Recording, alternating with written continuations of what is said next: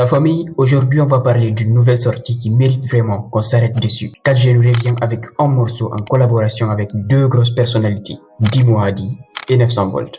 Et franchement, quand tu vois ces trois noms sur le même morceau, tu te demandes forcément ce que ça va donner. Est-ce que la connexion allait fonctionner? Est-ce que chacun allait réussir à imposer son style? Et surtout, qui allait tuer la prod? On va voir ça ensemble. Dès l'entrée de 4G,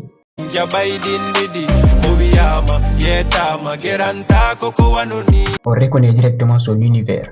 Le gars reste fidèle à son propre style et encore une fois, il arrive à nous surprendre.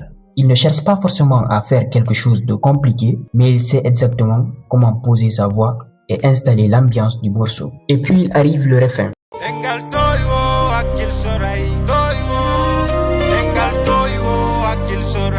Là, on change un peu d'énergie. C'est un refrain plutôt calme, mais surtout plein de sens. Ce n'est pas le genre de refrain qui est là juste pour rester dans la tête. Il apporte quelque chose au morceau et donne une autre couleur à la connexion. Mais le moment qui m'a vraiment marqué, c'est l'arrivée de Dimo Adi.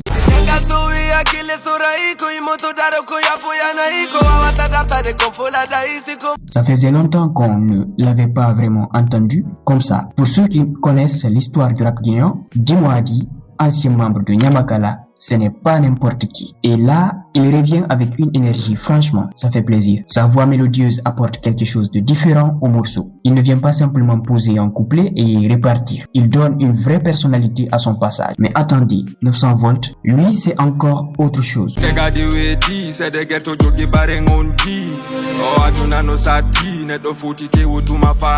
Il n'a peut-être pas eu énormément de temps sur le morceau, mais le peu de temps qu'on lui donne, il sait quoi en faire. Il arrive avec une voix de rappeur engagé qu'on lui connaît. Et surtout, il y a cette manière de mélanger l'instru et les paroles. Avec des messages qui ont du sens. Il ne cherche pas seulement à faire du bruit, il pose son identité. Et c'est justement ça que j'aime dans cette connexion. Tu passes de 4G à Dimo Adi, ensuite 900 volts. Les flows se mélangent, les voix sont différentes, les énergies ne sont pas les mêmes, mais bizarrement, ça fonctionne. C'est ça qui fait la force du morceau. Parce que parfois, quand tu mets trois artistes différents sur une même production, chacun veut montrer qu'il est meilleur que l'autre et finalement, le morceau devient désordonné. Mais ici, je trouve que chacun apporte sa couleur. 4G apporte son univers, Dimo Adi apporte la mélodie et l'énergie et 900 volts apporte cette touche engagée. Et personnellement, pour moi, c'est 900 volts qui a tué la prod. Oui.